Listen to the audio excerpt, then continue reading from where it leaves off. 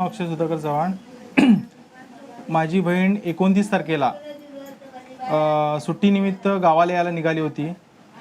आम्ही 8:30 वाजता आम्ही स्वतःहून सगळे CCTV चेक केलेले आहेत. त्याचप्रमाणे मी सकाळपासून ती बहिणीला माझ्या फोन लावत होतो, फोन लागला नाही. शेवटी संध्याकाळी 5 ते 6 वाजता 5 ते 5:30 6च्या दरम्यान मी पोलीस स्टेशन चिपळूण या ठिकाणी दाखल झालो. तिथं आम्ही सांगितलं की माझी बहीण मिसिंग आहे, तुम्ही लोकेशन ट्रेस करा. त्यामुळे त्यांनी एक लोकेशन ट्रेस केलं, ते कचरा प्रकल्प. आणि त्या कचरा प्रकल्पाच्या इथे ते पोलीस हवालदार गेले होते, मला सुद्धा घेऊन गेलं होतं. नंतर काही वेळांनी दुसरं एक लोकेशन आलं की कोंडिवली आय थिंक खेड तालुक्यामध्ये आहे. अलसुरे गाव आहे, निळी गाव आहे, त्या नजीक ती लोकेशन दाखवत होतं. संध्याकाळचे 8:45-9 वाजले होते. परंतु 8:45-9 वाजले असताना मॅडम म्हणाले की अरे पाऊस पडतोय आता, हे सगळं आपल्यापासून लांब आणि आपल्या हद्दीमध्ये नाही आहे. हे अशी उत्तर आम्हाला त्या पोलिसांकडून मिळाली. एक जाळगावकर साहेब होते, समर साहेब होते आणि कनोजा मॅडम होत्या. त्यांनी असं आम्हाला उत्तर दिली. त्याच ठिकाणी जर माझ्या बहिणीला तुम्ही दिलं असतं, एक कॉन्स्टेबल म्हणा गाडी मिळाली असती, तर मी तिकडे जाऊन आलो असतो.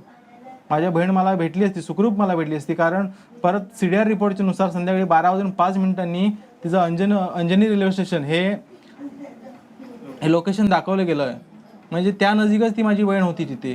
पण तिकडची लोकवस्ती कमी आहे. इवन आपल्याकडनं काय सपोर्ट मिळाला नाही तर वायरलेसनी खेडला सुद्धा खेड तालुक्यामध्ये आपण जर कॉन्टॅक्ट केला असतात, तिकडचे जे प्रशासन हल्लं असतं आणि त्यांनी जर तिथं जाऊन पाहिलं असतं प्रत्येक घरबीर बघून, तर माझी आज बहीण मला जिवंत भेटली असती.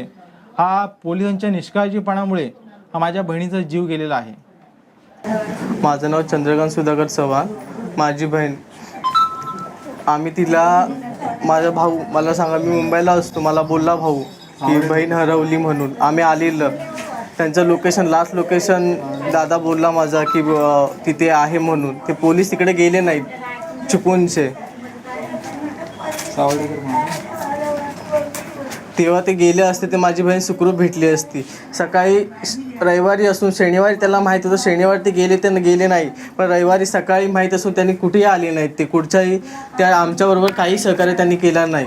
रविवारी सकाळी आम्ही 3 गावामध्ये फिरत होतो, पण ते पोलीस कुठेच आले नाहीत. त्याच्यानंतर आम्ही सगळे दापोली, खेड सगळे CCTV आम्ही चेक करून पोलिसांना नंतर सांगितलेलं की असे CCTV आहेत. त्यांच्याकडनं जे आम्हाला पाहिजे होतं तेवढं काय सहकार्य मिळालं नाही आणि आमची बहीण गेली सोडून.